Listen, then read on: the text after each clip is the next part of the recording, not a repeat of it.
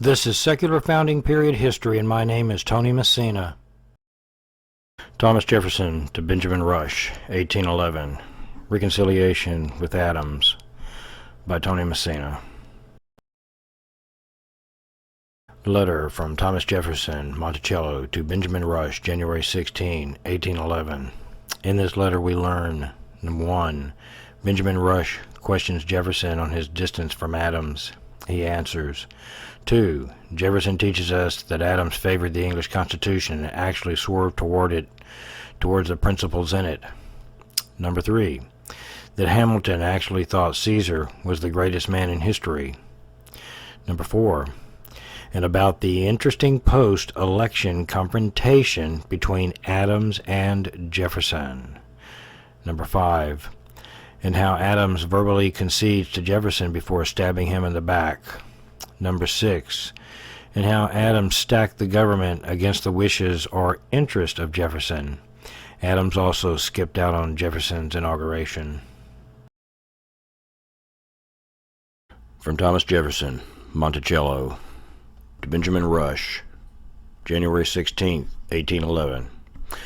Dear Sir, I have been considering for some days whether it was not time by a letter to bring myself to your recollection when I received your welcome favor of the 2nd instant. I had before heard of the heart-rending calamity you mention, and had sincerely sympathized with your afflictions. But I had not made it the subject of a letter, because I knew that condolences were but renewals of grief. Yet I thought, and still think, this is one of the cases wherein we should not sorrow even as others who have no hope. I have myself known so many cases of recovery from confirmed insanity as to reckon it ever among the recoverable diseases.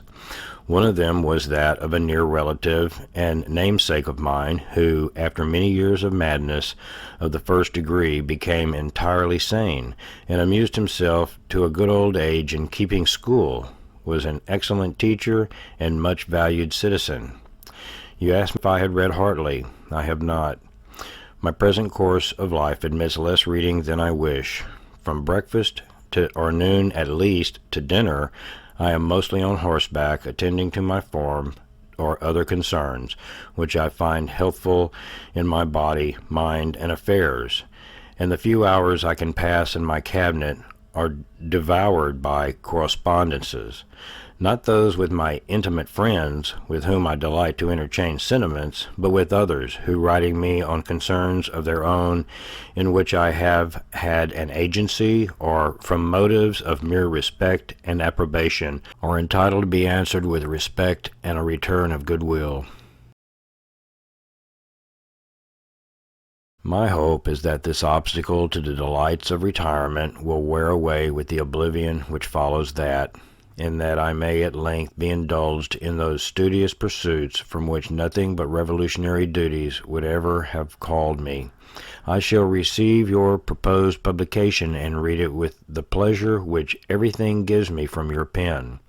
Although much of a skeptic in the practice of medicine, I read with pleasure its ingenious theories. I received with sensibility your observations on the discontinuance of friendly correspondence between Mr. Adams and myself, and the concern you take in its restoration. This discontinuance has not proceeded from me, not from the want of a sincere desire and of effort on my part to renew our intercourse. You know the perfect coincidence of principle and of action in the early part of the Revolution, which produced a high degree of mutual respect and esteem between Mr. Adams and myself. Certainly no man was ever truer than he was in that day to those principles of rational republicanism which, after the necessity of throwing off our monarchy, dictated all our efforts in the establishment of a new government. And although he swerved afterwards towards the principles of the English Constitution, our friendship did not abate on that account. While he was Vice President and I Secretary of State, I received a letter from President Washington, then at Mount Vernon, desiring me to call together the heads of departments and to invite Mr. Adams to join us, which, by the by, was the only instance of that being done, in order to determine on some measure which requires dispatch, and he desired me to act on it as decided without again recurring to him. I invited them to dine with me, and after dinner, sitting at our wine, having settled our question, other conversation came on, in which a collision of opinion arose between Mr. Adams and Colonel Hamilton on the merits of the British Constitution, Mr. Adams giving it as his opinion that if some of its defects and abuses were corrected, it would be the most perfect constitution of government ever devised by man.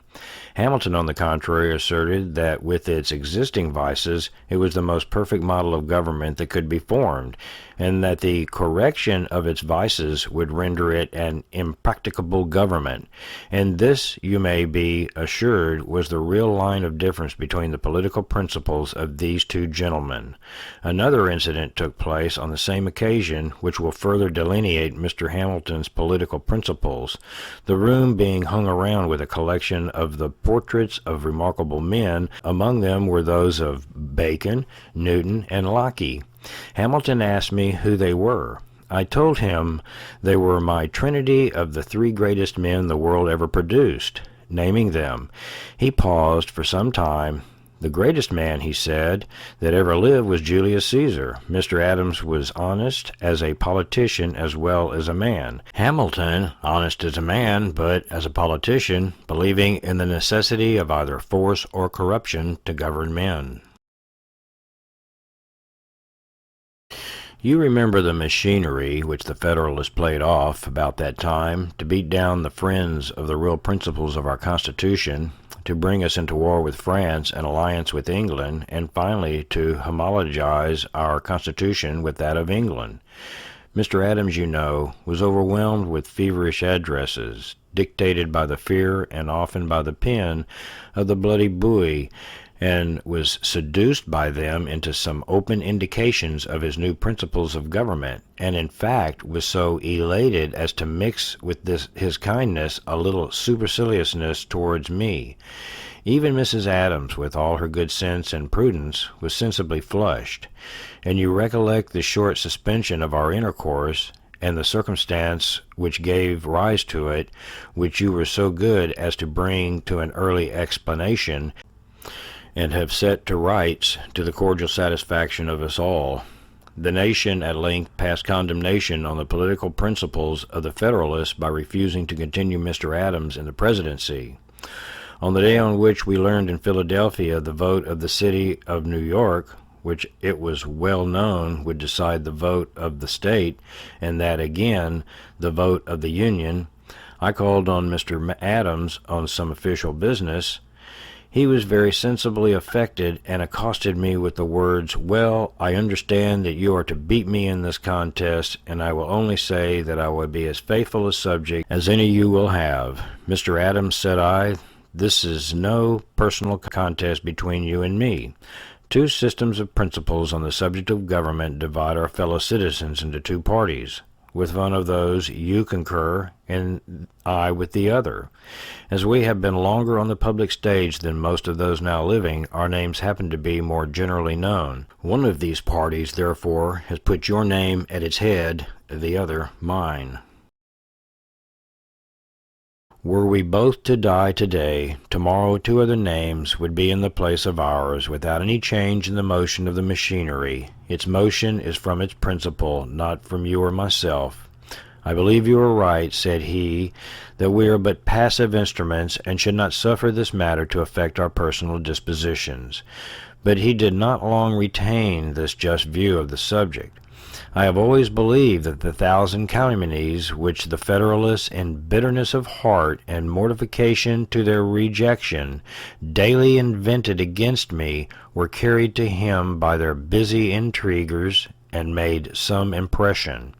When the election between Burr and myself was kept in suspense by the Federalists, and they were meditating to place the President of the Senate at the head of the government, I called on Mr. Adams with a view to have this desperate measure prevented by his negative.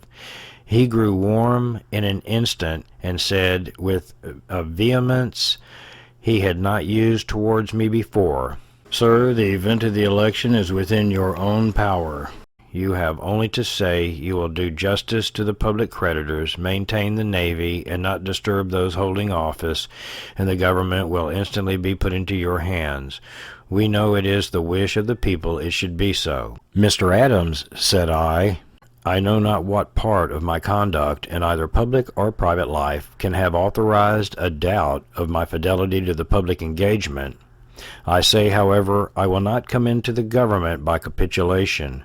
I will not enter it but in perfect freedom to follow the dictates of my own judgment. I had before given the same answer to the same intimation from Governor Morris. Then said he, "Things must take their course." I turned the conversation to something else and soon took my leave.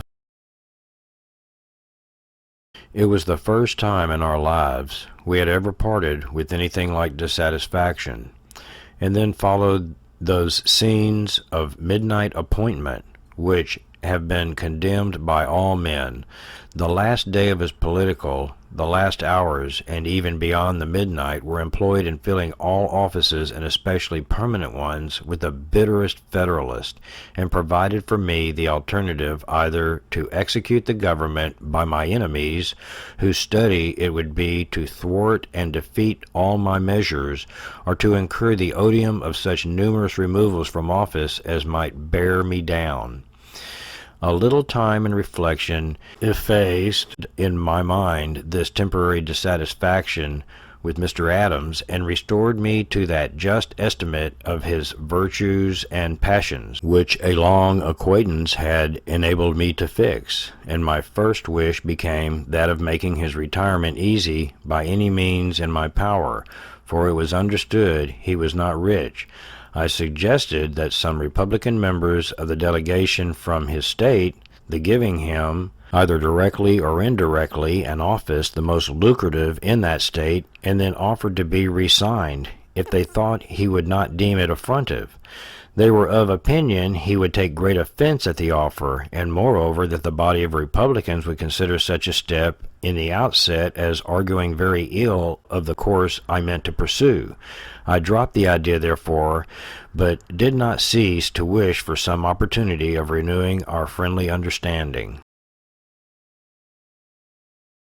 2 or 3 years after, having had the misfortune to lose a daughter, between whom and Mrs. Adams there had been a considerable attachment, she made it the occasion of writing me a letter, in which, with the tenderest expressions of concern at this event, she carefully avoided a single one of friendship towards me, and even concluded it with the wishes of her who once took pleasure in subscribing herself your friend, Abigail Adams.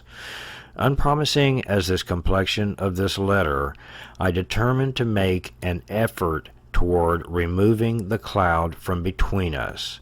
This brought on a correspondence which I now enclose for your perusal, after which be so good as to return it to me, as I have never communicated it to any mortal breathing before. I sent it to you to convince you I have not been wanting either in the desire or the endeavor to remove this misunderstanding.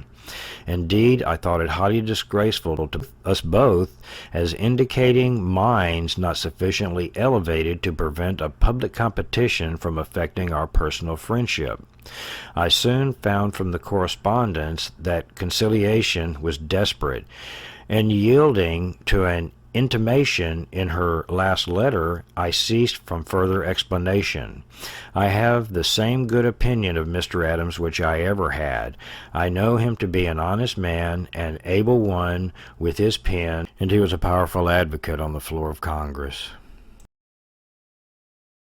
He has been alienated from me by belief in the lying suggestions contrived for electioneering purposes that I perhaps mixed in the activity and intrigues of the occasion, My most intimate friends can testify that I was perfectly passive.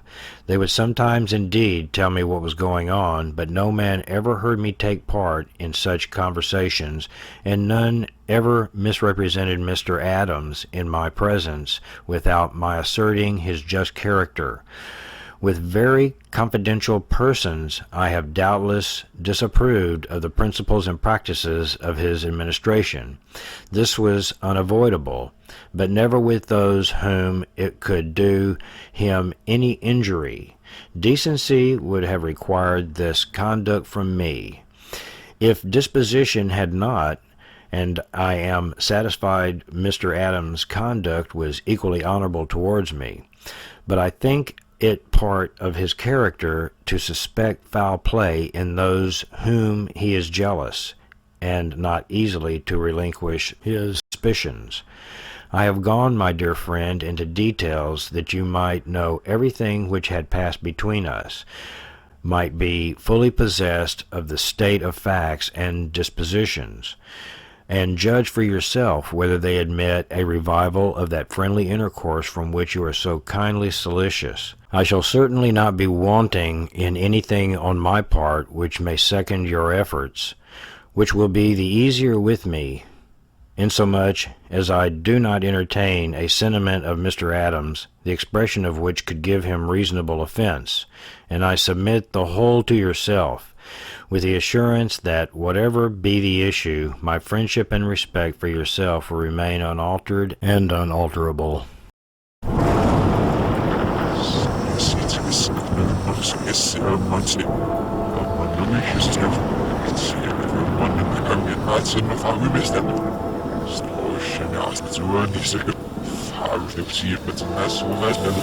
Yes, no.